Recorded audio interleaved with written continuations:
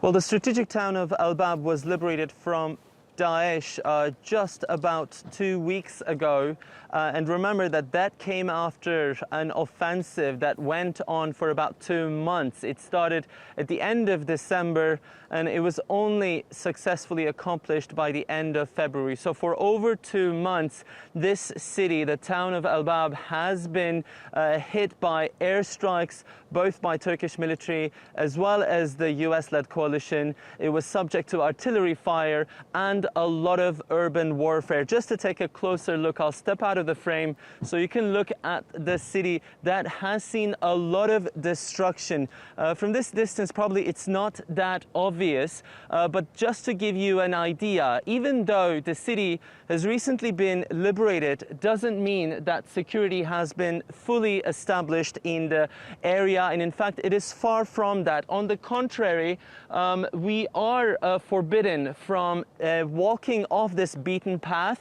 We are only sticking to main roads that have been cleared until now, which only allows us access to the center of the town.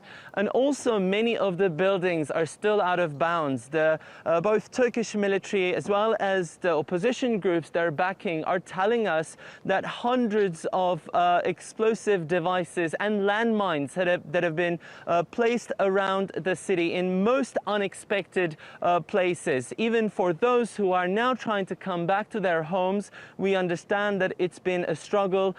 Dozens of people have been killed even after the fighting has ended because of these devices. So even though the front line at this point has been pushed down south several kilometers outside the city center, so there's essentially no more clashes right here where we are, the security situation is still a little doubtful. So still dangers there, but can we be clear, has the fight against Daesh been completed, or are there still Daesh militants on the outskirts of the city?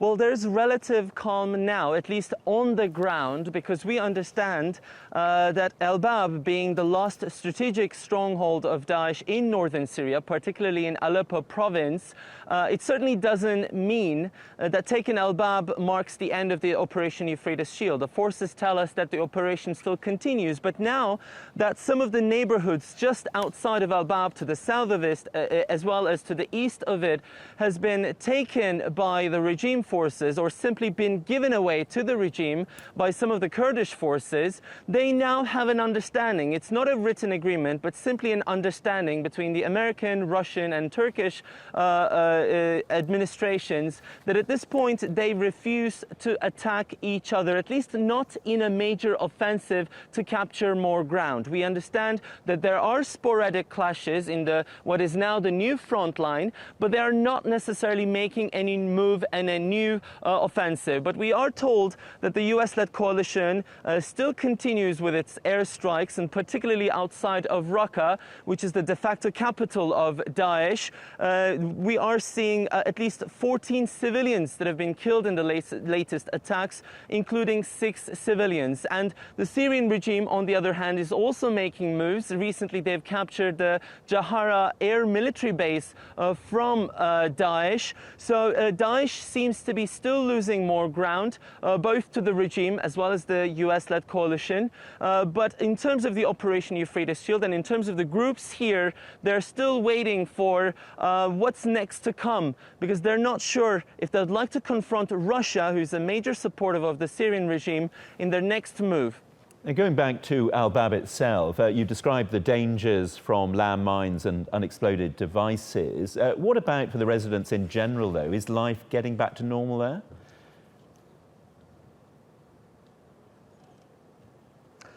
Well, Syria has an absolutely distinct standard of normal, I would say. I mean, I'm seeing a lot of relief around me. Honestly, there are not that many people. Even as we took a stroll earlier through the center of town, we've seen some people in their motorbikes. Usually they're rushing from one place to another because nobody hardly ever wants to spend time out there because there are so many opposition groups. And the threat of another Daesh suicide bomb attack is quite realistic. That's that's why those who are already back, or those who've never left their homes, are living in some sort of a relief, because at least at this point they have finally access to humanitarian aid. But they're still very much afraid that the Daesh traps are still around in many places, that suicide bomb attacks are quite likely.